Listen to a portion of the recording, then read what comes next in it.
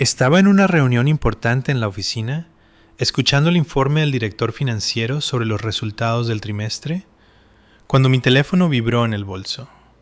Miré disimuladamente la pantalla y vi un mensaje de mi suegra, Carmen. Normalmente ella no me escribía directamente, siempre prefería pasar por su hijo, así que me puse en alerta al instante. Abrí el mensaje y casi no pude contener la sorpresa. Aquí tienes la factura de la boda de mi hija, 85.000 euros. Págala inmediatamente, decía. Adjunto venía un archivo con el desglose detallado de todos los gastos. Leí el mensaje 2 veces, sin dar crédito. La boda de Cristina, la hija menor de Carmen de su primer matrimonio, se había celebrado 2 semanas antes. A mí ni siquiera me habían invitado. Además, cuando le pregunté con delicadeza a mi marido, Javier, si debíamos felicitar a su hermana, él me respondió con cara seria que su madre se había opuesto rotundamente a nuestra presencia. Cristina no quiere extraños en su boda, le había dicho Carmen. Me quedé callada, aunque la palabra me dolió como una bofetada. Extraños. Llevábamos 4 años casados y mi suegra nunca me había aceptado de verdad en la familia. Y ahora esta mujer me exigía 85.000 euros por una celebración a la que ni siquiera fui bienvenida. Abrí el archivo adjunto. Los detalles eran impresionantes. Alquiler de una finca histórica en el campo, 20.000 euros. Catering para 100 invitados, 30.000. Decoración y floristería, 15.000. Orquesta y maestro de ceremonias, 10.000. Fotografía y video, 7.500. El vestido de la novia, 2.500. La lista seguía, incluso con parking de ballet y seguridad. Con una sonrisa amarga por lo absurdo de todo aquello, me disculpé y salí de la sala de reuniones. En el pasillo marqué el número de mi suegra. «Carmen», dije con voz calmada, «he recibido tu mensaje. Solo quiero aclarar una cosa. ¿De verdad me estás pidiendo que pague la boda de tu hija, a la que ni siquiera me invitaron?»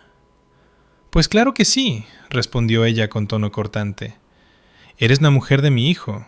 Eso te hace parte de la familia. Y en esta familia nos ayudamos unos a otros». «Qué lógica tan interesante», pensé, sin poder evitar la ironía. Parte de la familia cuando hace falta dinero, pero extraña cuando se trata de una celebración familiar. «No te pongas lista conmigo». Su voz se volvió aún más dura. Cristina no quería que su día especial se arruinara con miradas envidiosas. Apreté los puños, pero mantuve la voz firme. «Entonces explícame por qué debo pagar esta factura». «Porque lo he decidido yo», soltó la mujer mayor. «Tú tienes un buen trabajo, no tienes hijos en los que gastar. Cristina está empezando su vida de casada. Necesitan dinero para la entrada de una casa, para los muebles. Yo ya pedí un préstamo personal para esta boda, contando con que tú ayudarías a pagarlo». «¿Pediste un préstamo sin consultarme y ahora exiges que yo lo devuelva?» «No estoy exigiendo, estoy pidiendo ayuda a una familiar», dijo Carmen, ya claramente enfadada. «¿O es que eres tan avariciosa que no puedes ayudar a la familia de tu marido?» Tomé aire profundamente. Esta mujer era una maestra de la manipulación, experta en hacer sentir culpable a los demás. Precisamente por eso, Javier, un hombre adulto, todavía no podía enfrentarse a ella. «Carmen, no voy a pagar esta factura», dije con firmeza. «Fue tu decisión organizar una boda tan cara. Es tu responsabilidad. Yo no tengo nada que ver». «¿Cómo te atreves a negarte?», gritó mi suegra. «Hablaré con Javier. Él te hará pagar». «Adelante», respondí con calma y colgué. Volví a la reunión, pero ya no podía concentrarme. Mis pensamientos iban a 1000 por hora. Carmen siempre me había tratado con una distancia fría, pero nunca imaginé tanta audacia. 85.000 euros. Eso era exactamente lo que Javier y yo habíamos ahorrado durante 3 años para la entrada de nuestra propia casa.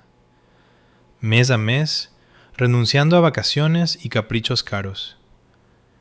Esa misma tarde le conté a mi marido la llamada. Javier se puso pálido.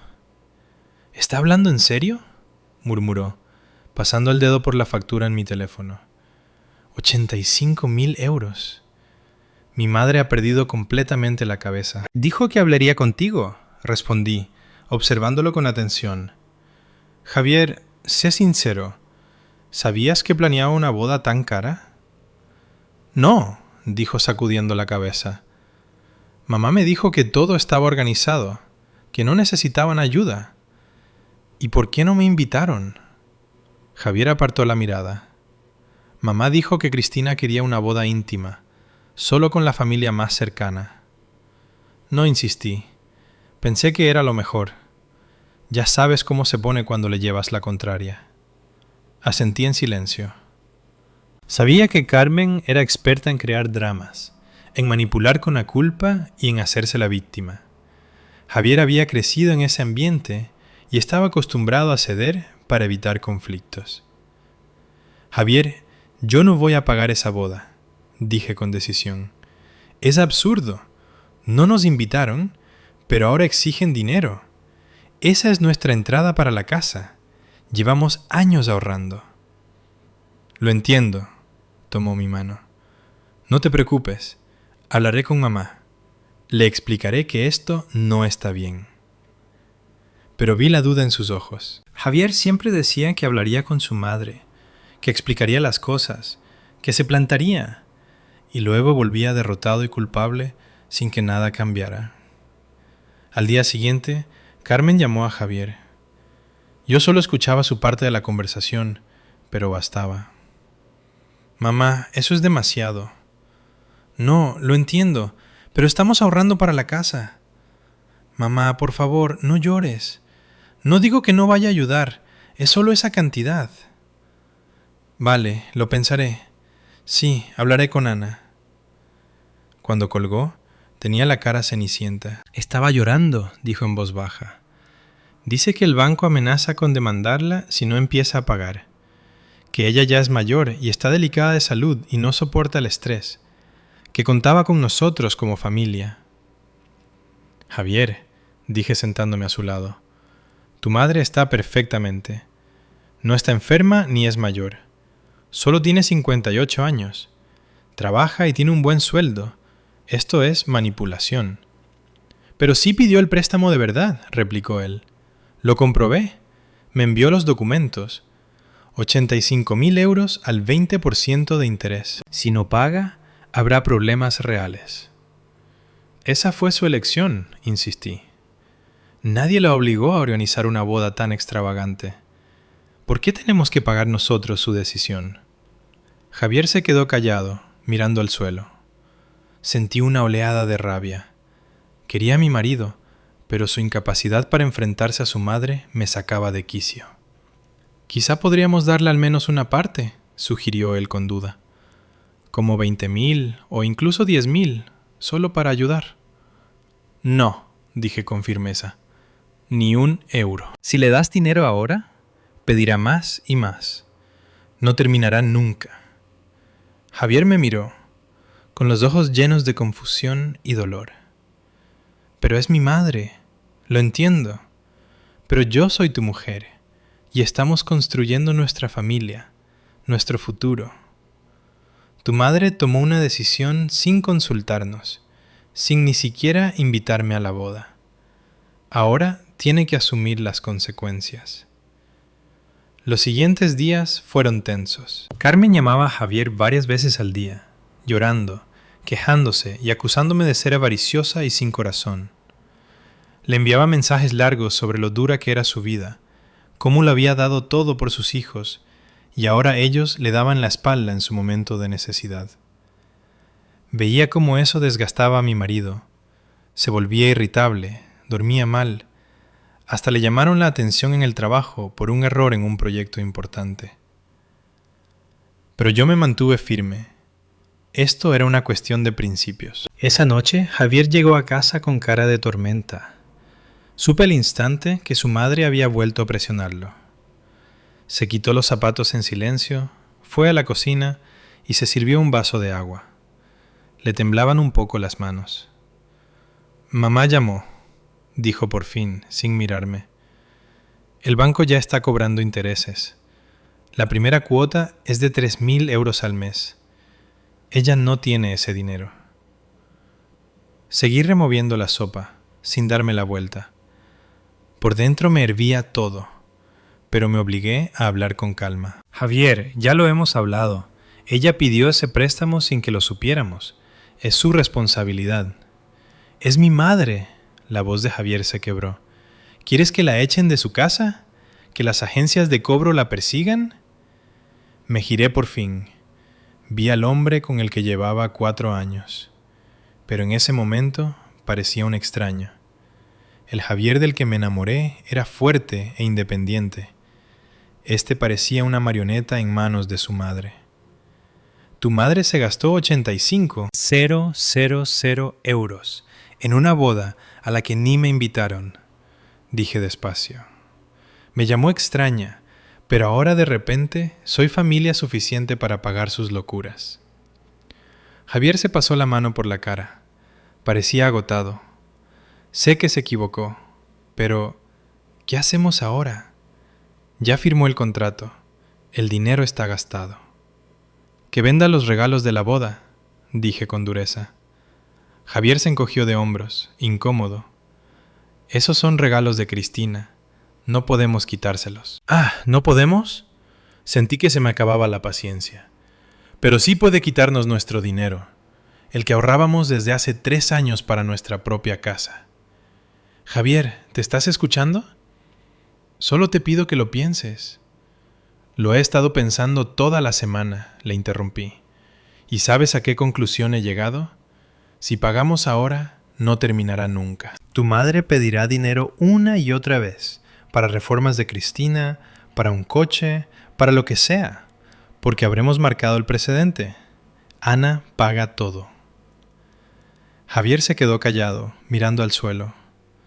Tomé aire, intentando calmarme. Escucha, no quiero pelear, continué más suave.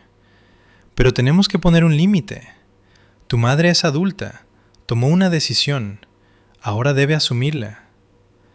Es fácil decirlo para ti, murmuró él.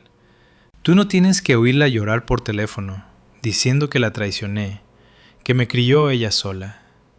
Para, levanté la mano. ¿Sola? ¿Y tu padre? Él pagó la manutención, ayudó. Bueno, sí, pero... No hay peros, Javier. Esto es manipulación pura y dura, y tú estás cayendo. El teléfono de Javier sonó. Miró la pantalla y se puso aún más pálido. Carmen. Rechazó la llamada, pero al segundo volvió a sonar. «Contesta», dije. «Habla con ella, pero pon el altavoz. Quiero oírlo». Javier dudó, pero bajo mi mirada insistente pulsó el botón. «Javier, cariño». La voz de Carmen estaba llena de lágrimas. «No sé qué hacer. El banco acaba de llamar, exigiendo el primer pago. Les dije que no tengo dinero y amenazan con demandarme». «Mamá, cálmate». «¿Cómo me voy a calmar?», gritó ella histérica. «No tengo ese dinero. Mi pensión apenas cubre comida y gastos. Javier, no dejarás que tu propia madre se quede en la calle, ¿verdad?». Observé la cara de mi marido. Vi cómo se derrumbaba, cómo su resistencia se desmoronaba. «Mamá, nosotros tampoco tenemos dinero de sobra», intentó protestar débilmente. «¿Qué quieres decir? ¿No tenéis dinero?». Su voz se endureció al instante. «¿Y vuestros ahorros? Sé que tenéis dinero en el banco. Ana tiene un buen trabajo. Vosotros tampoco estáis mal. ¿Vais a abandonar a vuestra propia madre?». «No vamos a abandonarte», intervine sin poder contenerme. «Ese dinero es para la entrada de nuestra casa, es para nuestro futuro». Hubo un silencio pesado. Entonces mi suegra habló, con voz cargada de veneno puro. «Ah, eres tú, Ana. Sabía que esto era cosa tuya. ¿Estás poniendo a mi hijo en mi contra?». «No estoy poniendo a nadie en tu contra», respondí con calma. «Simplemente no voy a pagar una boda a la que no me invitaron». «Sigues con eso», gritó Carmen. ¿Eres tan rencorosa y vengativa? Ya te expliqué. Era solo la familia y amigos más cercanos. 100 invitados, le recordé. Y entre ellos no hubo sitio para la mujer de tu hijo. Porque soy una extraña, soltó mi suegra, y al instante se arrepintió, pero ya era tarde. Javier se estremeció como si le hubieran golpeado. Miró del teléfono a mí. «Mamá, ¿qué acabas de decir?», preguntó en voz baja. «Yo no lo dije en ese sentido», intentó rectificar Carmen. «Javier, cariño, estoy muy estresada. No sé lo que digo». «No, mamá». La voz de Javier se volvió más fuerte. «Sabes exactamente lo que dices. Ana es mi mujer». «Llevamos 4 años juntos y la llamas extraña». «Javier, cielo». «Y luego le exiges dinero», continuó él. «Cuando necesitas dinero, de repente sí es familia». «¿No lo entiendes?», lloriqueó su madre. «Yo te crié, lo sacrifiqué todo, ¿y ahora la eliges a ella antes que a mí?». «No estoy eligiendo entre vosotras, mamá. Solo quiero que respetes a mi mujer y nuestros límites». Carmen se quedó en silencio. Luego su voz volvió, fría y calculadora. «Así que es así. Si no me ayudáis con este préstamo, considérate sin madre. Te borraré del testamento. El piso es mío, todos mis bienes. Todo irá para Cristina». Contuve la respiración. Esa era la última carta de mi suegra, su as en la manga. Javier se quedó callado unos segundos. Vi la tensión en sus hombros, los puños apretados. Finalmente soltó el aire despacio y dijo: «Haz lo que creas mejor, mamá». Ahora fue Carmen la que se quedó en silencio. Claramente no esperaba esa respuesta. «¿Estás hablando en serio?», preguntó con voz insegura. «Totalmente», respondió Javier con firmeza. «Si tu amor por mí se mide en dinero y testamentos, entonces quizá no tengamos nada más de qué hablar. Estoy dispuesto a ayudarte con consejos, mamá. Puedo ayudarte a hacer un presupuesto para pagar el préstamo, pero no vamos a darte nuestros ahorros. Y si no puedes aceptarlo, esa es tu elección, no la mía». «Os arrepentiréis». La voz de su madre se rompió en un grito. «Los dos os arrepentiréis. Les contaré a todos los familiares lo sin corazón que sois». Javier pulsó el botón de colgar, apagó el teléfono y lo dejó sobre la mesa. Sus manos ya no temblaban. Me acerqué a él con cuidado y lo abracé. Javier me apretó fuerte, hundiendo la cara en mi pelo. «Lo siento», dijo con voz ahogada. «Siento haber tardado tanto en hacerlo». «Está bien», susurré, sintiendo lágrimas de alivio rodar por mis mejillas. «Lo importante es que lo hiciste ahora». Nos quedamos así varios minutos, solo abrazados. Sabía que para Javier había sido un paso enormemente difícil. Enfrentarse a una madre que lo había manipulado toda la vida requería un valor inmenso. «¿Qué pasará ahora?», preguntó en voz baja. «No lo sé», respondí con honestidad, «pero lo superaremos juntos». Los 2 días siguientes pasaron en un silencio tenso. Javier estaba sombrío, revisando el teléfono constantemente, pero no había llamadas de su madre. Veía que luchaba. El hábito de obedecer la voluntad de su madre no desaparecía de la noche a la mañana, ni siquiera después de una confrontación tan directa. El miércoles por la noche, mientras cenábamos, el teléfono de Javier por fin sonó. Pero no era Carmen. «Cristina», suspiró, mirando la pantalla. Dudó un segundo y contestó. Solo oí su parte de la conversación. «Sí, lo entiendo». «No, Cristina, la decisión está tomada. No es culpa suya. No te atrevas. Mamá creó esta situación ella sola. No puedo». «No, es definitivo». Colgó y se frotó la cara. «Cristina estaba llorando», dijo cansado. «Dice que mamá no duerme ni come, que le he roto el corazón, que he traicionado a la familia por... Se calló. Por una extraña, terminé con calma. Javier hizo una mueca. No lo dijo directamente, pero eso era lo que venía a decir. El banco sigue llamando a mamá, exigiendo el primer pago, que si no ayudamos, mamá perderá su piso. Javier, puse la mano sobre la suya. Tu madre tiene un piso que vale al menos $500,000. Puede venderlo, comprar algo más pequeño y pagar el préstamo. Hay muchas opciones. Lo sé, apretó mi mano. Es solo que es duro. Toda mi vida he sido el hijo obediente y ahora me siento un traidor. No eres un traidor. Solo elegiste a tu familia, nuestra familia. Asintió, pero vi que la lucha interna estaba lejos de terminar.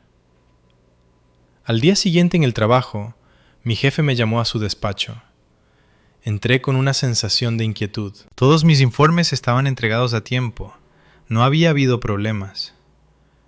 Ana, siéntate por favor. El señor Ruiz parecía incómodo. Tengo una pregunta un poco extraña. ¿Podrías aclararme tu situación financiera? Perdón, me quedé atónita. Verás, hoy recibí una llamada de una mujer llamada Carmen que se presentó como tu suegra. Dijo que tú... dudó.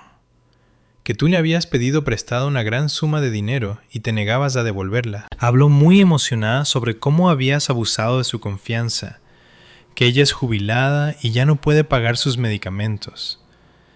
Sentí una furia fría subir por dentro. Señor Ruiz, eso es una mentira absoluta.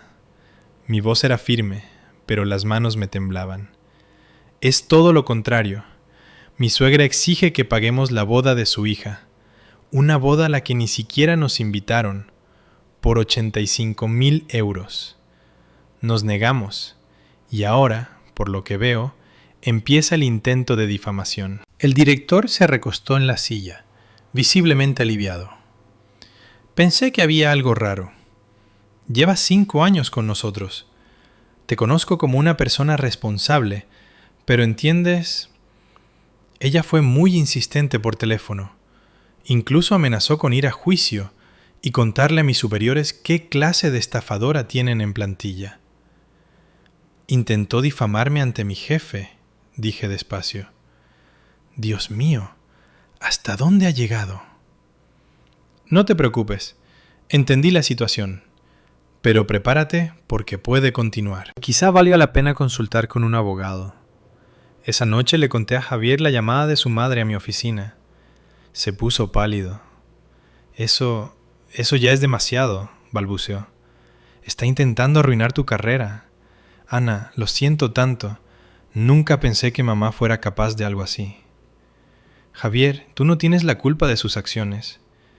Pero por dentro sentía una ansiedad creciente. Si Carmen había empezado a actuar con tanta agresividad, ¿qué vendría después? La respuesta llegó al día siguiente. El viernes por la noche sonó el timbre de la casa. En la puerta estaban la tía de Javier, Valentina, la hermana de su madre, y su marido Jorge. ¿Podemos pasar? Valentina entró sin esperar respuesta. Necesitamos tener una conversación seria. Nos sentamos en el salón. Valentina era una mujer corpulenta, con mirada autoritaria, acostumbrada a que la obedecieran después de años como subdirectora de un colegio. Javier, Carmen nos contó sobre vuestro conflicto, empezó. Y debo decir que estoy impactada por vuestro comportamiento. Tu madre te crió sola después del divorcio. Se privó de todo. ¿Y así es como se lo pagas? Tía Val, no conoces toda la situación, intentó intervenir Javier. Sé lo suficiente. Carmen pidió un préstamo para la boda de Cristina porque quería darle una celebración a su hija. Contaba con tu ayuda como hijo, y tú te negaste. ¿Por culpa de ella? Asintió hacia mí. Disculpa, Valentina, mantuve la compostura. ¿Pero por qué tu hermana decidió que nosotros debíamos pagar la boda de otra persona? Una boda a la que no nos invitaron porque soy una extraña. No tergiverses las cosas, saltó Valentina. Carmen explicó que era una ceremonia íntima. Solo los más cercanos. 100 invitados, la interrumpí. ¿Eso es una ceremonia íntima? Alquilaron una finca. Da igual, Javier debe ayudar a su madre, levantó la voz Valentina. Es jubilada. Su pensión apenas llega a 2.000 euros al mes y la cuota del préstamo es de 3.000. ¿Cómo se supone que va a vivir? Mamá tiene un piso que vale $500,000, dijo Javier con firmeza. Puede venderlo, comprar algo más pequeño y pagar el préstamo. Aún le sobrarían cientos de miles. ¿Cómo puedes decir eso? Valentina se llevó la mano al pecho. Es su hogar. ¿Quieres echar a tu propia madre a la calle? Quiero que resuelva sus propios problemas financieros. Javier se levantó. Pidió un préstamo sin consultarnos para una fiesta lujosa sin invitarnos. Y ahora exige nuestros ahorros. Tía Val, ¿no ves lo mal que está todo esto? Veo a un hijo desagradecido. Valentina también se levantó. Jorge, vámonos. Aquí no tenemos nada que hacer. Javier, te arrepentirás. Toda la familia se enterará de cómo trataste a tu madre. Se fueron dando un portazo. Javier se hundió en el sofá, cubriéndose la cara con las manos. Está empezando, dijo con voz ahogada. Mamá está movilizando a toda la familia contra nosotros. Y tenía razón. El fin de semana fue un bombardeo de llamadas. Primero llamó la prima Olivia, con una diatriba indignada sobre cómo se puede abandonar a una madre en su momento de necesidad. Luego el tío Miguel intentó darle una lección sobre el deber familiar. Después, una pariente lejana lloró por teléfono por la pobre Carmen. Está contando su versión a todo el mundo, dije cansada el domingo por la noche. Y claro, se pinta como víctima, y a nosotros como avariciosos y crueles. Hasta la amiga de mamá del trabajo me escribió. Javier me mostró su teléfono. Dice que debería avergonzarme, que un hombre de verdad protege a su madre, no a una mujer cualquiera. Tomé su teléfono y leí el mensaje. La rabia que había estado conteniendo durante días, por fin estalló. ¿Sabes qué?, dije decidida. Ya basta de callarnos. Tu madre ha lanzado una guerra de información. Perfecto. Vamos a contar la verdad. Toda la verdad, con todos los detalles. Javier me miró con duda. ¿Estás segura? Eso solo empeorará el conflicto. Javier, el conflicto ya está empeorado. Tu madre llama a mi trabajo, pone a los familiares en nuestra contra, nos difama ante todo el mundo. ¿Vamos a quedarnos callados? Abrí mi página de Facebook y empecé a escribir un post largo, calmado y basado en hechos. Cómo Carmen pidió un préstamo para una boda lujosa sin invitarnos. Cómo exigió nuestros ahorros completos de 85.000 euros. Cómo me llamó extraña. La llamada a mi trabajo, la manipulación y la presión a través de los familiares. Pulsé publicar y me recosté en la silla. Las manos me temblaban un poco, no de miedo, sino por la adrenalina. Acababa de hacer algo que nunca me habría atrevido antes, exponer públicamente un conflicto familiar, sacando a la luz todas las manipulaciones de mi suegra. Javier se sentó a mi lado, con la mano en mi hombro. Tenía la cara pálida, pero decidida. «Hiciste lo correcto», dijo en voz baja. Ya era hora de ponerle fin a esto. Mi teléfono empezó a vibrar casi al instante. Primero llegaron notificaciones de likes y compartidos. Luego empezaron a llegar comentarios. Los abrí con el corazón encogido. «Dios mío, qué horror. Manteneos fuertes. Conozco a suegras así. La mía era igual. Bien hecho por no ceder. 85.000 euros por la boda de otra persona es completamente absurdo». Los comentarios se multiplicaban por minutos. El post estaba ganando tracción. Lo compartían conocidos, amigos de amigos y hasta desconocidos. La historia de la suegra descarada claramente había tocado la fibra a muchos. Estaba pasando el feed cuando vi un comentario de mi prima Marina. «Ana, siempre supe que Carmen era de cuidado, pero esto supera todo lo que podía imaginar. Estoy completamente de tu lado. Luego un comentario de un antiguo compañero de clase de Javier. Javier, recuerdo a tu madre del instituto. Siempre fue muy particular. Me alegra que por fin hayas abierto los ojos. Media hora después, el post tenía más de 300 likes y 100 comentarios. La mayoría apoyaban a Javier y a mí, compartiendo historias similares y condenando el comportamiento de mi suegra. Pero también había otras voces. Sacar los trapos sucios en público es lo más bajo. Es familia. ¿Cómo podéis hacerle esto a vuestra madre? Ella os dio la vida, os crió. Los jóvenes ya no tienen conciencia. Hay que respetar a los mayores. Apreté los labios al leer esos comentarios. Esperaba que hubiera quien se pusiera del lado de mi suegra. Siempre hay gente que cree que a los padres se les puede perdonar todo, que los hijos están obligados a aguantar cualquier manipulación. Sonó el teléfono. Número desconocido. Fruncí el ceño, pero contesté igual. ¿Hola? ¿Es Ana? Preguntó una voz de mujer de mediana edad. Me llamo Elena. Soy tía de Cristina por parte de su padre. Acabo de leer tu publicación. Me tensé, preparándome para otra tanda de acusaciones. Quería darte las gracias, continuó la mujer, y levanté las cejas sorprendida. Carmen siempre ha sido una maestra de la manipulación. Después del divorcio, puso a Cristina en contra de su padre, le sacó hasta el último céntimo y luego cortó todo contacto. Mi hermano y yo intentamos ver a nuestra sobrina, pero Carmen hizo todo lo posible para impedirlo. Decía que éramos una mala influencia para la niña. No lo sabía, dije desconcertada. Claro que no. Carmen sabe hacerse la víctima, pero en realidad solo usa a la gente. Me alegra que Javier por fin lo haya visto. Mi hermano, el padre de Cristina, todavía está pagando deudas de ese divorcio. Carmen consiguió cargarle préstamos que había pedido a su nombre. Hablamos unos minutos más.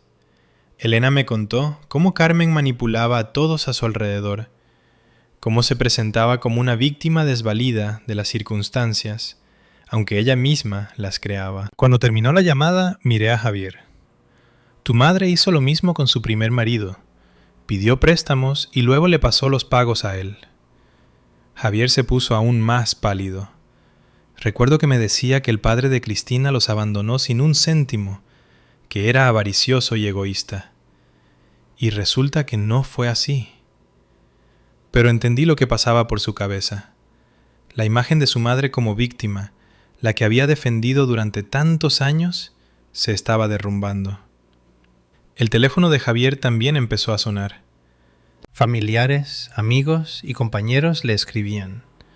La mayoría apoyaban, pero la tía Zoe, otra hermana de Carmen, envió un mensaje furioso. ¿Cómo os atrevéis a hacer un espectáculo público con vuestra madre? Eres un hijo desagradecido. Carmen dedicó toda su vida a ti, ¿y así es como la tratas? Borra esa publicación vergonzosa inmediatamente y pide perdón. Javier me mostró el mensaje. La tía Zoe siempre ha estado del lado de mamá, dijo cansado. Son tal para cual. Las siguientes horas pasaron en una tensa espera. Carmen estaba en silencio, ni llamaba ni escribía. Era sospechoso. Conocía lo suficiente a mi suegra para saber que era la calma antes de la tormenta. La tormenta estalló esa misma noche. Carmen no nos llamó directamente. En cambio, creó su propio post en redes sociales.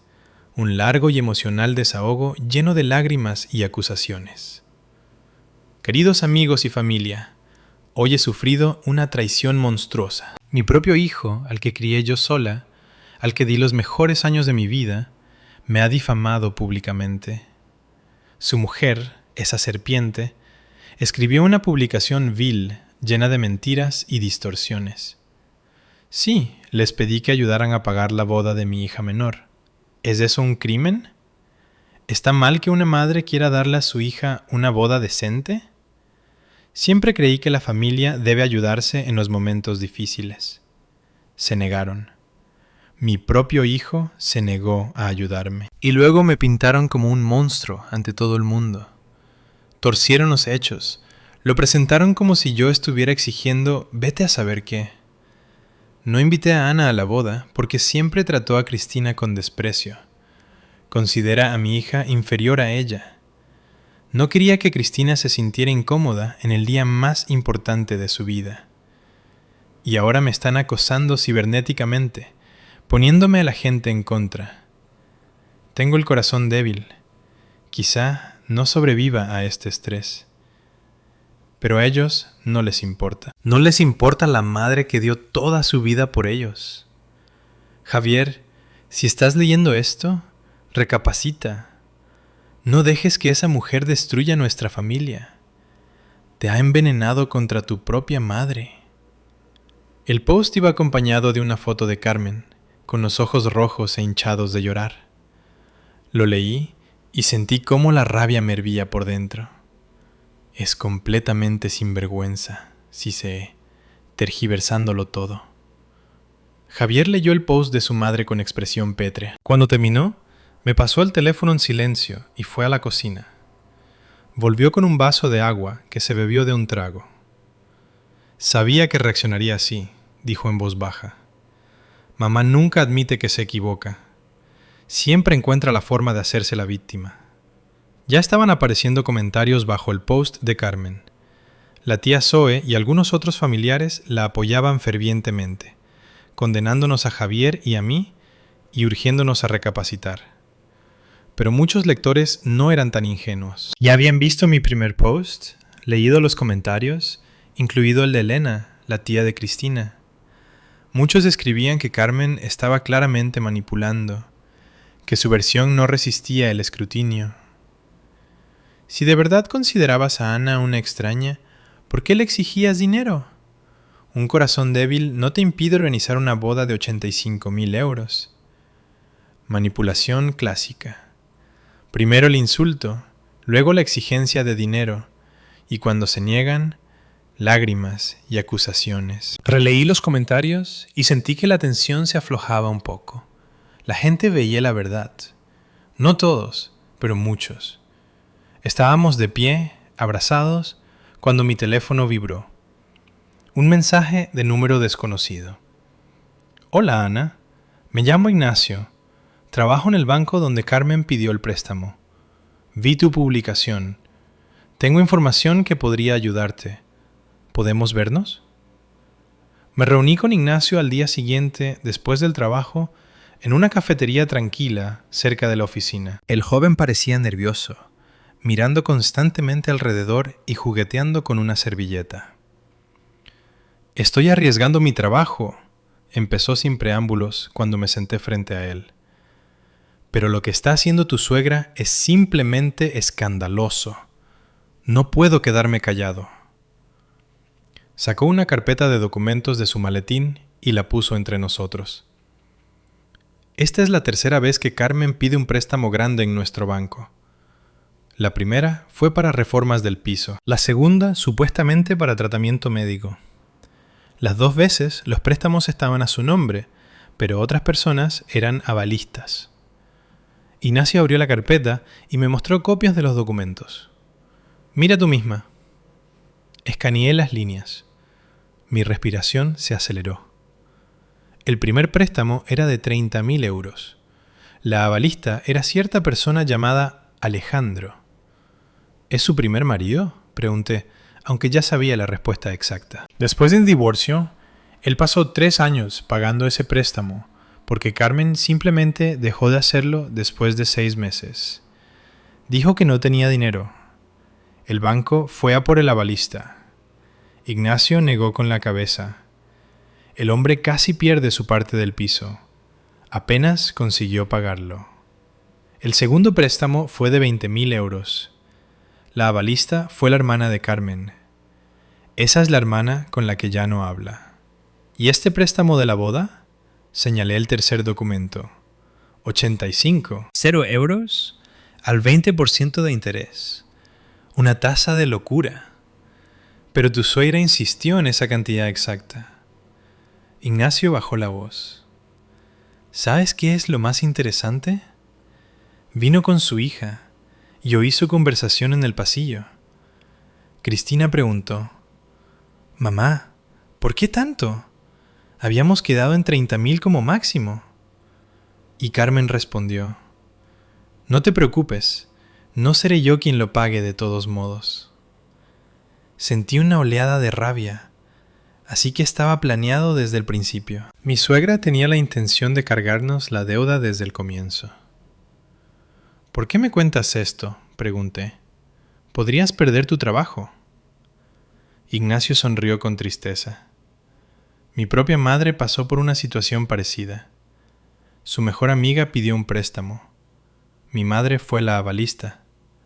La amiga desapareció y mi madre tuvo que vender nuestra casa de campo para pagarlo. Nunca se recuperó de esa traición. Apretó los puños. No quiero que nadie más sufra por culpa de gente como esa. Miré los documentos. Un plan empezó a formarse en mi mente. Ignacio, si entiendo bien, el nombre de Javier no aparece en ningún sitio como avalista. Correcto. Carmen lo arregló todo a su nombre. Probablemente se dio cuenta de que su hijo podría negarse a firmar los papeles, así que recurrió al chantaje emocional. ¿Puedo quedarme con copias de estos documentos? Ignacio asintió. Los traje especialmente para ti. Solo ten cuidado. Tu suegra, por lo que se ve, es una manipuladora experimentada. Agradecí al joven y volví a casa con la pesada carpeta en el bolso. Javier ya estaba en casa, sentado en el sofá, mirando el teléfono con expresión vacía. Tenía la cara gris y cansada. «Mamá volvió a llamar», dijo sin levantar la vista. 2 llamadas perdidas. Luego empezó a escribir. Dice que le ha dado hipertensión por nuestra negativa a ayudar, que la estamos matando. Me senté a su lado y tomé su mano. «Javier, necesito enseñarte algo». Saqué los documentos y los extendí sobre la mesa de centro. Javier empezó a leer, y con cada página su cara se tensaba más. Cuando terminó, se recostó en el sofá y se cubrió los ojos con las manos. «Entonces, siempre ha sido así», susurró. «Con papá, con la tía Carolina y ahora con nosotros. Es un patrón», dije con suavidad. «Tu madre nunca tuvo intención de pagar este préstamo desde el principio. Contaba con nosotros y cuando nos negamos, recurrió a la manipulación». Javier se pasó las manos por la cara. «¿Qué hago ahora? Sigue siendo mi madre». «Nos defenderemos», dije con firmeza, «por medios legales. Pero primero necesito saber, ¿estás conmigo?». Javier me miró, y en sus ojos vi determinación. «Sí, estoy cansado de este circo. Tengo 32 años y todavía me siento como un niño culpable. Cada vez que mamá exige algo...». Asentí y tomé el teléfono. Marqué el número de mi amiga Laura, que trabajaba como abogada en un gran despacho. «Laura, necesito tu ayuda urgentemente». 1 hora después, Laura estaba sentada en nuestra cocina estudiando los documentos y tomando notas en un blog. «La situación es desagradable, pero manejable», dijo por fin.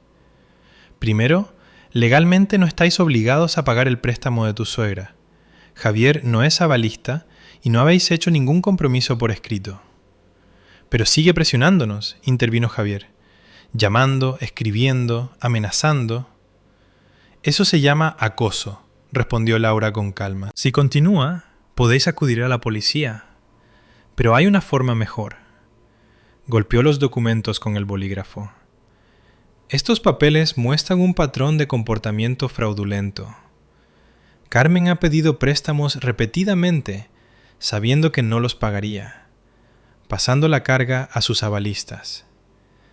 El banco podría estar muy interesado en esta información». «¿Qué quieres decir?», pregunté. «Que si el banco se entera del esquema que está montando tu suegra, podrían reconsiderar las condiciones del préstamo o incluso demandarla por fraude». Laura nos miró con seriedad. «Pero eso es el último recurso. Primero recomiendo intentar resolverlo de forma amistosa. ¿Cómo?, preguntó Javier. Una reunión familiar con todas las partes interesadas. Vosotros, tu madre, Cristina, quizás su marido. Tenéis que poner todas las cartas sobre la mesa. Mostrar que sabéis lo de los préstamos anteriores y el esquema, y establecer claramente vuestros límites. No vais a pagar deudas ajenas. Javier y yo cruzamos miradas. Mamá quizá no acepte una reunión así, dijo Javier. No le gusta que la acorralen. Entonces organizad la reunión sin su consentimiento, respondió Laura con firmeza. Id a su casa con Laura como vuestra representante legal. Será oficial. Redactaré un acta de la conversación que luego podrá usarse en juicio si llega el caso. Se hizo el silencio. Sentí que el corazón me latía fuerte. Era un paso serio, una confrontación abierta, pero no había otro camino. De acuerdo, dije. ¿Cuándo? Mañana por la tarde, sugirió Laura. No le daremos tiempo a prepararse. El factor sorpresa jugará a nuestro favor. Javier suspiró pesadamente, pero asintió. Hecho. Cuando Laura se fue, Javier y yo nos quedamos mucho rato en la cocina, tomados de la mano. Fuera caía el atardecer y la ciudad se hundía lentamente en la noche. ¿Estás segura de que hacemos lo correcto?, preguntó en voz baja. Estamos protegiendo nuestra familia, respondí. Nuestro futuro, nuestros sueños de tener nuestra propia casa. ¿Cómo puede estar mal eso? Javier me atrajo hacia sí y besó la coronilla. Gracias por estar aquí. No sé qué haría sin ti. Esa noche no pude dormir durante mucho rato. Repasaba en la cabeza la conversación del día siguiente, eligiendo las palabras, preparándome para las posibles reacciones de mi suegra. Carmen no se rendiría fácilmente. Lloraría, acusaría, manipularía. Pero ahora teníamos un arma, la verdad, respaldada por documentos.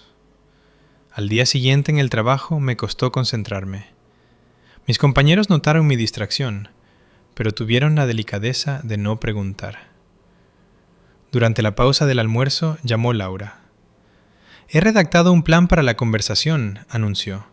Te lo enviaré por correo. Léelo para que estés preparada. También he contactado con el banco. Si Carmen sigue evadiendo los pagos, iniciarán los procedimientos de cobro por vía judicial, así que su tiempo es limitado. Entendido, respondí. Gracias, Laura. Nos estás ayudando muchísimo. Para eso están las amigas. Nos vemos esta tarde. Las horas se arrastraron dolorosamente lentas. Me calmaba el hecho de que habíamos conseguido programar la reunión en una cafetería en terreno neutral. Yo había insistido en esa opción. Ni en casa de mi suegra, donde ella se sentía con poder, ni en nuestro piso. Un lugar público con decenas de testigos parecía la opción más segura. Llegamos los tres, yo, Javier y Laura, con su maletín de cuero lleno de documentos. Carmen ya estaba sentada en una mesa junto a la ventana, hojeando ostentosamente la carta. A su lado estaba Cristina, con un vestido caro, claramente comprado con el dinero del préstamo. «Por fin os dignasteis a aparecer», dijo mi suegra sin levantar la vista de la carta. «Empezaba a pensar que huíais de vuestras obligaciones». «¿Qué obligaciones?», pregunté con calma, sentándome frente a ella. «Estamos aquí para aclarar las cosas de una vez». Carmen por fin levantó la vista y su cara se contrajo al ver a Laura. «¿Por qué traes a una extraña a una reunión familiar?» «Es nuestra abogada», respondió Javier con firmeza. «Y se queda». Cristina resopló. «Habéis traído abogada, como si fuéramos a ir a juicio. Y no querríais que llegara a eso, ¿verdad?» Laura abrió su maletín y sacó una carpeta de documentos. «Porque después de lo que he descubierto, un juicio parece una posibilidad muy real». Carmen palideció, pero se recompuso rápidamente. «No sé de qué estás hablando. Solo le estoy pidiendo a mi hijo que ayude a su familia. Eso es normal». ¿Normal? Me incliné hacia adelante. Hablemos de qué es normal. Laura, Enseña el primer documento. La abogada colocó una copia de un contrato de préstamo de hacía 20 años sobre la mesa. Empecemos, dijo Laura. Carmen pide un préstamo. Avalista, su entonces marido Alejandro. Después del divorcio, todos los pagos se pasan a él. Eso fue hace mucho tiempo. Mi suegra hizo un gesto con la mano quitándole importancia. ¿Qué tiene que ver eso ahora? Espera. Laura colocó el segundo documento. Préstamo para reformas del piso. Avalista, tu hermana. Después de una discusión, dejaste de pagar. Ella pagó otros 2 años hasta que vendió su casa de campo. Javier miraba los documentos con horror creciente. Vi que apretaba los puños bajo la mesa. «Mamá, ¿es verdad?», preguntó Javier nervioso. No les hagas caso. Carmen se levantó de un salto, pero Laura ya estaba colocando el tercer documento. Y por último, el préstamo actual. 85.000 euros al 20% de interés, a 7 años. El reembolso total será casi 125.000 euros. La abogada levantó la vista. Planeaste desde el principio pasar la responsabilidad a otros, ¿verdad? Por eso aceptaste un interés tan abusivo. No te importaba porque otro lo pagaría. «¡Eso es mentira!», gritó Cristina. «Os lo habéis inventado todo». «Tengo vuestra correspondencia con el director del banco». Laura colocó otro documento. Cito textualmente. «Necesito la cantidad máxima. El interés no importa. Mi hijo lo pagará de todos modos. Tiene un buen sueldo». Esas fueron tus palabras. Carmen se hundió en la silla. Su cara pasó de pálida a grisácea. Yo no lo dije en ese sentido.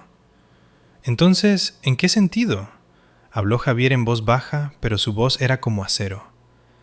Que has pasado toda tu vida usando a la gente, a papá, a la tía Carolina, ahora a mí. Soy tu madre. Carmen le agarró el brazo. Te di a luz, te crié, me debes. ¿Te debo? Javier retiró el brazo con brusquedad. ¿Por qué? ¿Por manipularme toda mi vida? ¿Por inculcarme sentimiento de culpa a cada oportunidad? Puse la mano en el hombro de mi marido. Sentía que temblaba de emoción contenida. Carmen. Laura recogió los documentos de nuevo en la carpeta. Tienes 2 opciones. Primera, pagas el préstamo tú misma. Vende tu piso, tu coche, busca trabajo. Es tu deuda, no la de ellos. ¿Y la segunda?, susurró mi suegra.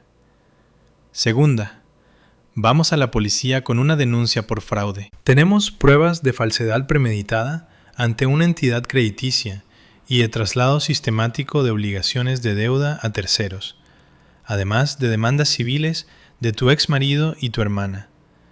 Ya han accedido a testificar. Cristina sollozó.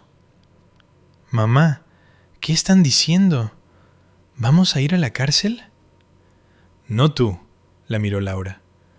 Tú solo gastaste el dinero tontamente, pero tu madre construyó conscientemente un esquema fraudulento. Carmen se cubrió la cara con las manos. Sus hombros empezaron a temblar. Durante unos segundos casi sentí lástima por ella. Una mujer mayor acorralada por su propia avaricia y manipulaciones. Pero luego recordé todas las humillaciones, todos los insultos, todos los intentos de destruir nuestro matrimonio. Hay una tercera opción, dijo Javier inesperadamente. Todos lo miramos. Te ayudaremos a reestructurar la deuda. Buscaremos un banco con interés normal. Transferiremos el préstamo allí. Pero serás tú quien haga los pagos. Podemos ayudar con la primera cuota. 2. 500 euros, no más. Esa es la única y última vez que ayudamos, dijo Javier. Lo miré sorprendida.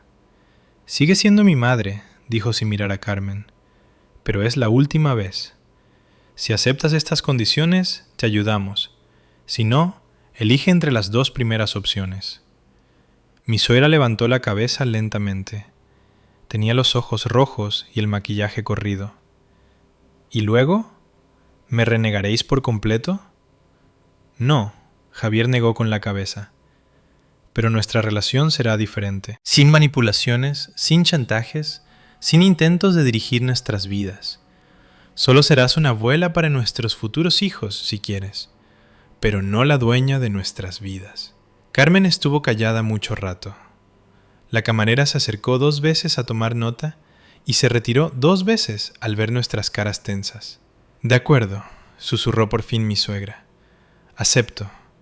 Ayudadme con la reestructuración. Laura asintió y sacó otro documento. Entonces firma esto. Una renuncia oficial a cualquier reclamación financiera contra Javier y Ana y el compromiso de no interferir en su vida familiar.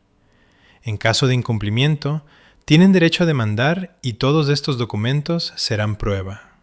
Carmen tomó el bolígrafo con mano temblorosa. Cristina le agarró la muñeca. «Mamá, no. Se están burlando de ti». «Cállate», dijo mi suegra con inesperada dureza. «Todo esto es por tu estúpida boda. 85.000 euros por un solo día. Debí de estar loca». Firmó el documento con un trazo firme. Laura lo tomó, comprobó la firma y lo guardó en la carpeta. «Venid al banco mañana por la mañana», dijo la abogada. «Arreglaré una cita con el gestor de reestructuración. Traed todos los documentos del préstamo». Carmen asintió sin levantar la vista. Cristina sollozaba en una servilleta. Salimos de la cafetería en silencio. Había empezado a llover y abrí el paraguas. Javier caminaba a mi lado, mirando al suelo. «Gracias», le dije a Laura junto al coche de la abogada. «De nada. Me alegro de que se resolviera sin llegar a juicio». Laura me estrechó la mano. Aunque, francamente, habría arrastrado encantada a esa mujer a los tribunales. Cuando nos quedamos solos, abracé a mi marido. «Lo conseguiste. Estoy tan orgullosa de ti». «Me siento fatal», confesó, como si hubiera traicionado a mi madre. «No la traicionaste, solo dejaste de ser una víctima. Son cosas distintas». Javier me apretó fuerte. Nos quedamos bajo el paraguas mientras la lluvia repiqueteaba sobre la tela, lavando la tensión de las últimas semanas. «Vamos a casa», dijo por fin. «Vamos a tener un hogar de verdad, sin interferencias, sin manipulaciones, solo nuestro». La semana siguiente, Carmen salió del hospital. Intentó llamar a su hijo, pero él no contestó. Le envió un mensaje largo, lleno de acusaciones y reproches. Él bloqueó su número. Sabía que esto no era el final.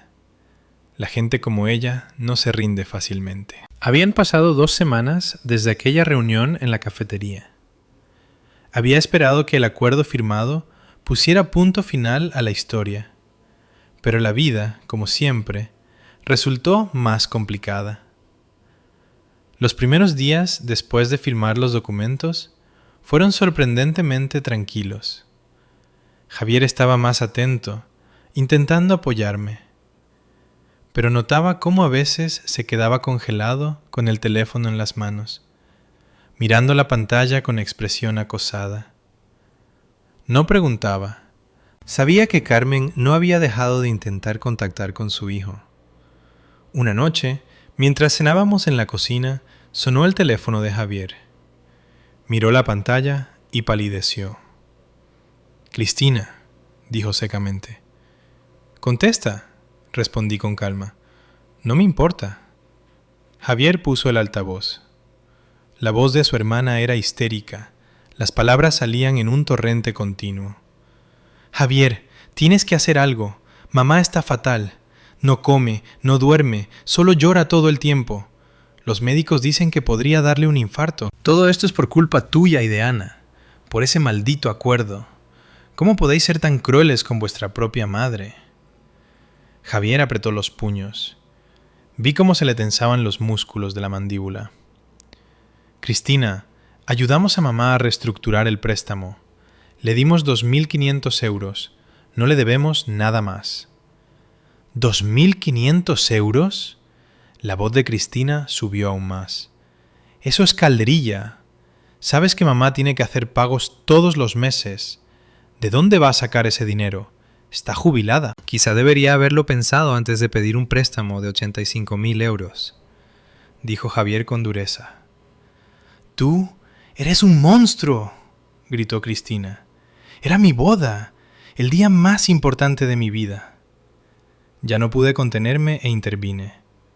Cristina, si era el día más importante de tu vida, ¿por qué no pediste tú el préstamo? ¿Por qué no ayudó tu marido? ¿O es que tu boda solo es importante cuando otros la pagan? Silencio. Luego Cristina volvió a hablar, pero ahora su voz era fría y calculadora. Así que os negasteis a ayudar. Bien, preparaos para las consecuencias. ¿Qué consecuencias?, pregunté en guardia. Ya lo veréis, espetó Cristina y colgó. Javier dejó el teléfono sobre la mesa y se cubrió la cara con las manos. ¿Qué está planeando?, preguntó en voz baja. Puse el brazo alrededor de sus hombros. No lo sé, pero lo afrontaremos juntos. La respuesta llegó antes de lo que esperábamos. Al día siguiente llamó Laura, con voz preocupada. Ana, tenemos un problema. Carmen os está demandando. ¿Qué? Casi se me cae el teléfono. ¿Con qué argumentos? Alega que el acuerdo se firmó bajo coacción, que la amenazasteis y la obligasteis a renunciar a sus reclamaciones. Exige que se declare nulo el acuerdo y reclama 100.000 euros por daños emocionales. Sentí un frío terror subirme por la espalda. Pero eso es absurdo. Tenemos un testigo. Tenemos los mensajes. Lo sé, dijo Laura tranquilizadora. Y lo demostraremos. Pero prepárate porque se va a poner feo. Carmen ha contratado a un abogado, y bastante experimentado. Jugarán con las emociones. Intentarán pintarte como la villana y a ella como la pobre víctima. Entonces lucharemos, dije con firmeza. Tengo todas las pruebas de su manipulación. Todos los mensajes están guardados. Excelente. Quedemos mañana y empecemos a preparar los documentos. Cuando le conté a Javier la demanda, se puso pálido, pero no retrocedió. Testificaré a tu favor, dijo. Contaré todo tal como ocurrió. ¿Estás seguro?, pregunté. Eso significa que testificarás contra tu propia madre. Testificaré por la verdad, me corrigió Javier, y por nuestra familia. Los días siguientes se convirtieron en una pesadilla. Carmen lanzó una guerra de información a gran escala. Creó un post en redes contando una historia desgarradora sobre una nuera cruel que la había llevado a la pobreza y la enfermedad. El post iba acompañado de fotos de Carmen en una cama de hospital, pálida y con una vía en el brazo. Miraba a la cámara con una expresión de tanto sufrimiento que era imposible no sentir lástima. Los comentarios bajo el post se multiplicaban a un ritmo alarmante. Desconocidos me escribían mensajes furiosos a mí, llamándome sin corazón, avariciosa y desagradecida. Alguien incluso encontró mi perfil y empezó a enviarme mensajes privados con amenazas. No leas eso, dijo Javier, quitándome el teléfono. Son todo mentiras, y tú lo sabes. Pero yo ya había leído suficiente. Las palabras de extraños dolían más de lo que imaginaba. Empecé a dudar de mí misma. Quizá había sido demasiado dura. Quizá debería haber pagado y evitar toda esta pesadilla. Laura, al enterarse de la campaña en redes, actuó rápido. Redactó una respuesta detallada con pruebas, capturas de pantalla de mensajes, copias de documentos y declaraciones de testigos. El post se mantuvo en un tono calmado y profesional, sin emociones ni acusaciones, solo hechos. La reacción fue inmediata. Muchos lectores empezaron a replantearse su opinión. Aparecieron comentarios apoyándome. La gente compartía sus propias historias de familiares tóxicos y manipulación financiera. Pero Carmen no se rindió. Borró su post y creó uno nuevo, acusándome de falsificar documentos y difamación. Decía que nunca había exigido dinero, que todo eran invenciones de una nuera malvada que quería destruir a la familia. Miré la pantalla del teléfono con incredulidad. La audacia de mi suegra no tenía límites. ¿Cómo puede mentir así?, susurré. Hay pruebas. Porque está acostumbrada a que le crean, respondió Javier con gesto sombrío. Toda su vida ha manipulado a la gente y siempre le ha funcionado. La fecha del juicio se fijó para 3 semanas después. Para mí ese tiempo se convirtió en una sucesión interminable de días de trabajo, consultas con Laura y noches sin dormir. Intentaba mantenerme fuerte, no mostrar debilidad, pero a veces, despertándome de madrugada, me quedaba con los ojos abiertos mirando el techo, sintiendo cómo crecía el agotamiento dentro de mí. No era por Carmen en sí, casi me había acostumbrado a sus manipulaciones. El agotamiento venía de la necesidad constante de defenderme, de la sensación de tener siempre la espalda contra la pared, esperando el próximo golpe. Pero lo más extraño no era eso. Lo más extraño era que cuanto más gritaba mi suegra, más claramente veía Javier la verdad. Ya no vacilaba, ya no decía que había que entender a su mamá, ya no me pedía que tuviera paciencia un poco más. Por primera vez en todos los años de nuestro matrimonio, era como si hubiera salido de una espesa niebla en la que había vivido media vida. Una noche llegó del trabajo inusualmente sereno, no cansado, no roto, sino precisamente sereno. Se sentó frente a mí en la mesa de la cocina y colocó una carpeta gruesa delante de mí. «¿Qué es esto?», pregunté. «Fui a ver a mi padre», respondió Javier en voz baja. «Mi padre de verdad, no la imagen que mamá pintó todos estos años». Me quedé helada. Javier soltó el aire despacio. «Y resulta que mamá me mintió sobre casi todo. Sobre el divorcio, sobre el dinero, sobre cómo nos dejó sin nada. Me enseñó justificantes de pago, transferencias, copias de recibos. Me confirmó que después del divorcio pagó sus préstamos para que no perdiéramos los bienes y para que los cobradores no vinieran a por mí. Y luego simplemente se cansó. No de nosotros, de ella». Abrí la carpeta con cuidado. Dentro había extractos bancarios antiguos, copias de sentencias judiciales, recibos. Los papeles olían a polvo y a algo lejano, como una verdad ajena que había estado encerrada demasiado tiempo. «Dijo que no quería romper mi imagen de mi madre», continuó Javier, con la voz temblando ligeramente.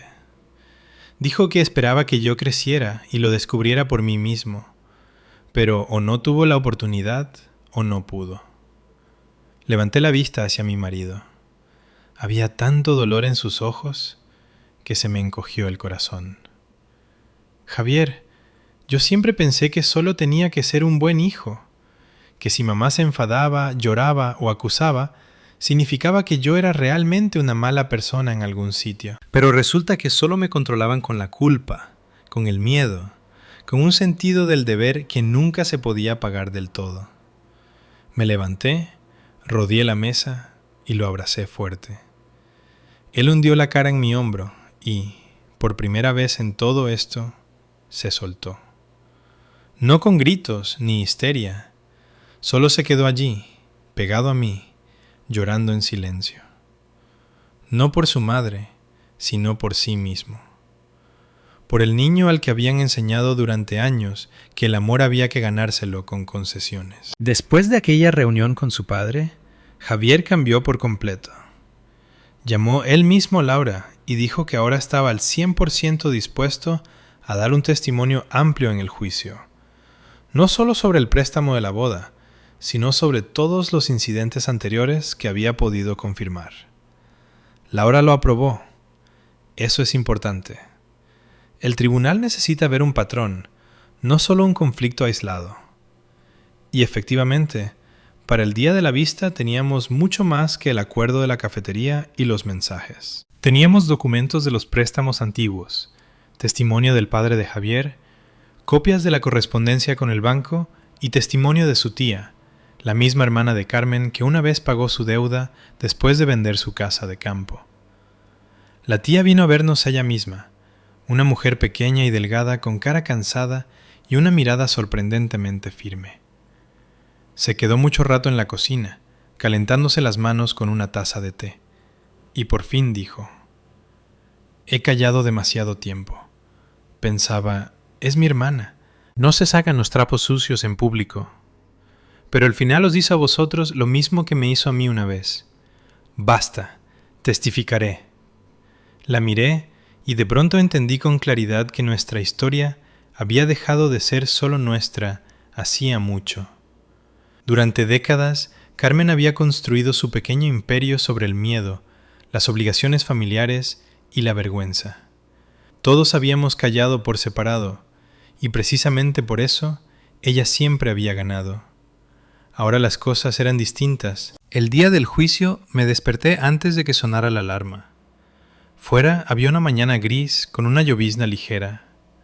Me tomé mucho tiempo para arreglarme, eligiendo no el vestido más bonito, sino el más compuesto, negro, severo, sin detalles innecesarios. Me recogí el pelo en un moño bajo. El maquillaje era casi imperceptible. Quería parecer no una víctima ni una vengadora, sino simplemente una persona que había venido a defender su vida. En el pasillo, Javier me ajustó el cuello del abrigo y dijo en voz baja: «Pase lo que pase ahí dentro, no estás sola». Asentí. De pronto me sentí más ligera.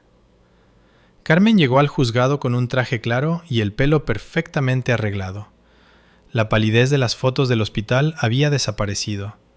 Su mirada era afilada y alerta.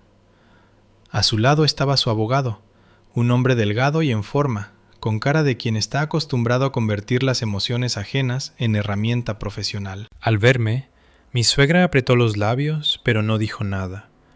Solo dirigió la mirada a Javier y suspiró teatralmente, como si con ese gesto solo quisiera mostrar al tribunal toda la profundidad de la tragedia de una madre. La vista empezó con calma. El abogado de Carmen habló primero, con fluidez, con simpatía, casi con intimidad.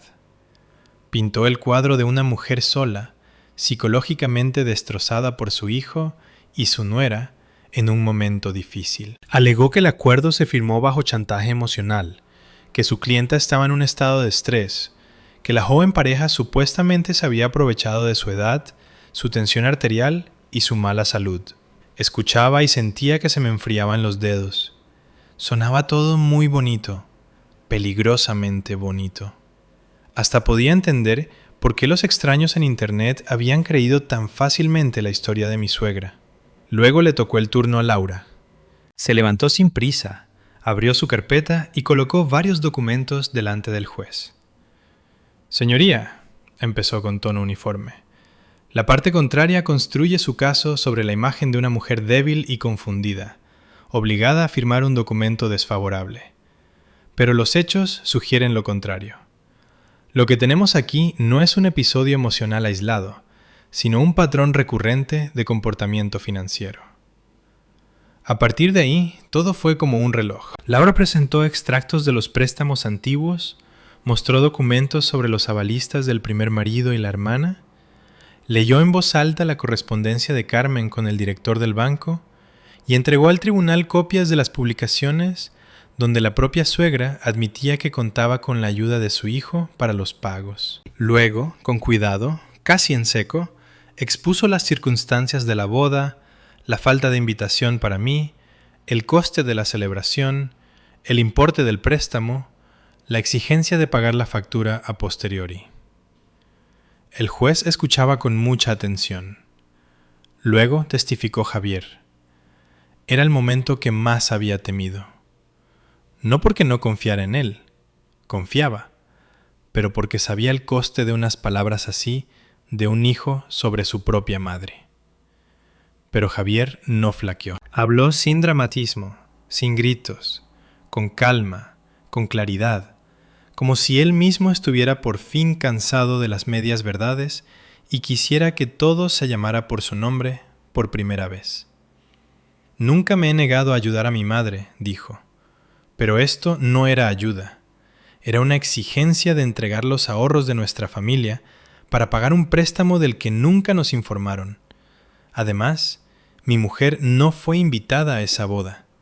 La llamaron extraña. Después de que nos negáramos, Mi madre empezó a presionar, llamando, manipulando, contactando con el trabajo de Ana, poniendo a los familiares en nuestra contra y publicando información falsa en Internet.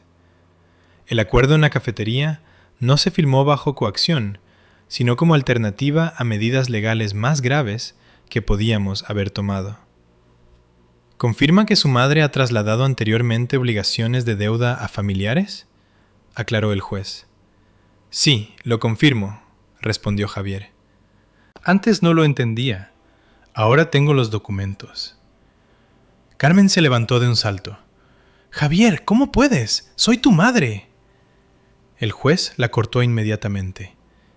No interrumpa, ya tendrá su turno. Y fue entonces cuando la cara de Carmen cambió de verdad por primera vez. Se dio cuenta de que la fórmula conocida no funcionaba. La sola palabra madre no era suficiente para parar todo como antes. Luego testificó la tía de Javier. Habló brevemente, con cansancio, pero muy convincentemente. Contó cómo una vez confió en su hermana, se convirtió en avalista y luego pasó 3 años pagando por sus dificultades temporales. Contó cómo vendió su casa de campo para cerrar la deuda, cómo después de eso Carmen dejó de hablarle porque la tía se atrevió una vez a pedir aunque fuera una parte del dinero de vuelta. El golpe final inesperado fue la comparecencia del gestor del banco, Ignacio. Laura había presentado una moción con antelación y lo llamaron como testigo. Estaba visiblemente nervioso, pero dio su testimonio con seguridad. Confirmó que Carmen no daba la impresión de una persona asustada cuando solicitó el préstamo. Al contrario, fue asertiva, insistió ella misma en la cantidad y el plazo, y confirmó específicamente que había oído su conversación con su hija en el pasillo. El abogado de mi suegra intentó pillarlo en tecnicismos, pero ya era tarde. Cuando por fin le dieron la palabra a Carmen, su voz tomó los tonos que yo ya conocía, una mezcla de lágrimas, resentimiento y rabia. Sí, quería una boda bonita para mi hija, exclamó. ¿Qué hay de criminal en eso? Soy madre. Tengo derecho a contar con mi hijo. ¿No viví para él? ¿No lo hice todo por mis hijos? ¿Y ahora me pintan aquí como una especie de estafadora?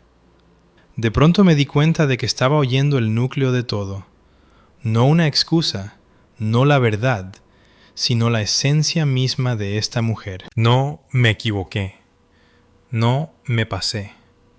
No lo siento, sino tengo derecho. El derecho al dinero ajeno, el derecho a la culpa ajena, el derecho a la sumisión eterna. El juez la escuchó hasta el final y luego hizo solo una pregunta.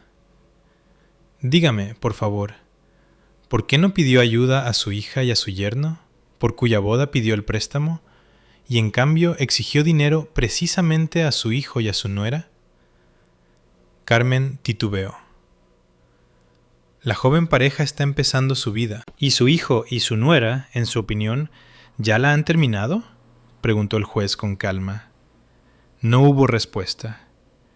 La sentencia se anunció una semana después. Esa semana fue más dura para mí que el propio juicio. Cuanto más se acercaba el día, más sereno estaba Javier. Se detuvo en las escaleras del juzgado, miró al cielo gris y de pronto dijo en voz baja: ¿Sabes qué siento ahora? Como si por fin me hubieran dado permiso para no sentirme culpable. Lo abracé con todas mis fuerzas. No tenías nada de lo que sentirte culpable. Carmen sí presentó recurso, pero sin su antigua furia, sin la seguridad de que todo se podía empujar con lágrimas y presión. Un mes después, su recurso fue desestimado. Después de eso, todo cambió rápido. Mi suegra borró sus publicaciones y publicó una rectificación seca y forzada, claramente escrita bajo dictado de su abogado. Dejó de llamar a mi trabajo. Los familiares que recientemente nos lanzaban acusaciones de pronto se callaron. Alguien incluso le envió un mensaje privado a Javier diciendo que no conocía toda la situación. Los que desaparecieron más rápido fueron los que más habían pontificado sobre la sagrada maternidad a costa ajena. Y entonces ocurrió algo que no esperaba. El padre de Cristina presentó una demanda aparte para recuperar la deuda antigua cuando se enteró de que la historia había salido en el juicio y había quedado documentada. La tía de Javier también presentó una reclamación. Y aunque eso ya no nos concernía directamente a Javier y a mí, sentí una profunda y silenciosa satisfacción, no de regodeo, sino de justicia, porque las consecuencias por fin habían alcanzado no a los que callaron y aguantaron, sino a la que durante años había construido su vida a costa de los demás. 3 meses después, Javier y yo firmamos las escrituras de un piso, no lujoso, no enorme, pero nuestro. Un soleado 3 habitaciones en un edificio nuevo, con cocina abierta y una ventana grande que daba al patio. Cuando entramos por primera vez después de la firma, las habitaciones vacías olían a yeso y a vida nueva. Me quedé junto a la ventana y vi a una mujer con un niño cruzando el patio. Alguien descargando cajas cerca de la entrada. Un hombre discutiendo con un repartidor. Vida normal, real. Javier se acercó por detrás, me rodeó la cintura con los brazos y dijo en voz baja: «Si no hubiera sido por ti, seguiría viviendo con su miedo». Negué con la cabeza. «No, saliste tú solo. Yo solo estuve ahí contigo». Apoyó la cara en mi sien y sonrió. Renovamos despacio, sin estrés. Los fines de semana elegíamos azulejos, discutíamos sobre los colores de las paredes, nos reíamos cuando montábamos los muebles y nos liábamos con las instrucciones. De pronto me di cuenta de que por primera vez en mucho tiempo vivía no en modo defensa, sino en modo construcción. A veces, por las noches, todavía me escribían parientes lejanos, tanteando el terreno con cautela. Pero ya no cambiaba nada. Nuestra vida ya no dependía de la aprobación de los demás. Esa noche estábamos sentados en el suelo de nuestro nuevo salón, todavía sin cortinas, con cajas en las esquinas y pizza en el regazo. Fuera se hacía de noche y se encendían luces en las ventanas vecinas. Otras vidas estaban cerca, tranquilas, normales, sin escándalos ni guerras. Y de pronto entendí cuál era el final verdaderamente justo de toda esta historia. No que Carmen perdiera en el juicio, que tuviera que borrar sus posts y pagar indemnizaciones, ni siquiera que las deudas antiguas empezaran por fin a ser pagadas por quien las creó. Era que Javier y yo no le habíamos dado lo más importante. Ni el dinero, ni los ahorros, ni el derecho a decidir cómo debíamos vivir. No le habíamos dado nuestra familia. Porque eso era lo que Carmen había buscado realmente todos estos años. Que no tuviéramos familia más que ella. Que Javier siguiera siendo para siempre no un marido, no un hombre adulto, sino un hijo obediente con ojos eternamente culpables. Que yo o me adaptara o desapareciera. Pero no lo consiguió.